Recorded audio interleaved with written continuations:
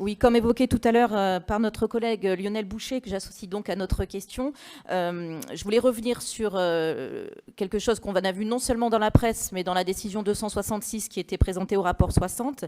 La ville de Saint-Étienne a été condamnée par le jugement de la Cour des prud'hommes du 4 mars dernier à verser près de 100 000 euros, alors exactement 97 842,90, que vous n'arrondirez pas à 80 000, on l'arrondit plutôt à 100 000, à une choriste de l'opéra.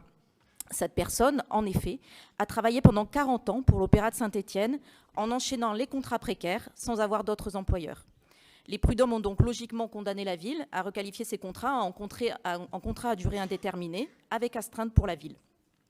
Alors que la législation visant à prévenir le recours abusif aux CDD successifs est très claire, notamment dans la fonction publique depuis la loi Sauvadet, la majorité municipale s'entête et va faire appel de la décision. Ce n'est pourtant pas la première fois que la ville est condamnée sur ce sujet. Déjà en 2019, la justice avait exigé la requalification en CDI du contrat de travail d'un autre choriste de l'opéra.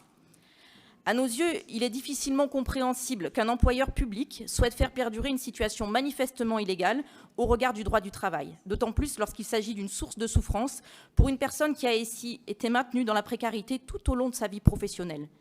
Il serait peut-être temps, avant qu'elle parte en retraite, de la laisser terminer sa carrière dans la sérénité, en lui accordant, sans plus mégoter, cette juste reconnaissance de son engagement au service de notre collectivité.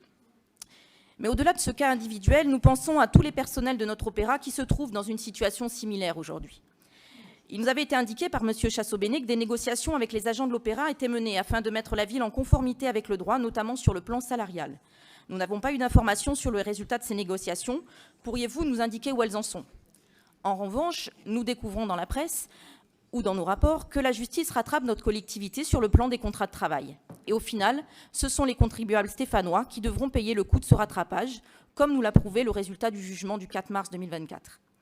Afin d'avoir une idée plus précise des conséquences de vos choix en matière de gestion des ressources humaines, nous souhaiterions, comme nous l'avons déjà fait sans succès dans le passé, vous demander le montant total des sommes versées depuis 2014 dans le cadre des procès perdus par la ville de Saint-Étienne face à des personnels, contractuels et intervenants de l'opéra, et ce, pour l'ensemble des procédures, incluant les frais d'avocat, les divers frais de justice, l'ensemble des éventuelles condamnations et autres transactions amiables, et peut-être envisager qu'une autre politique salariale est possible.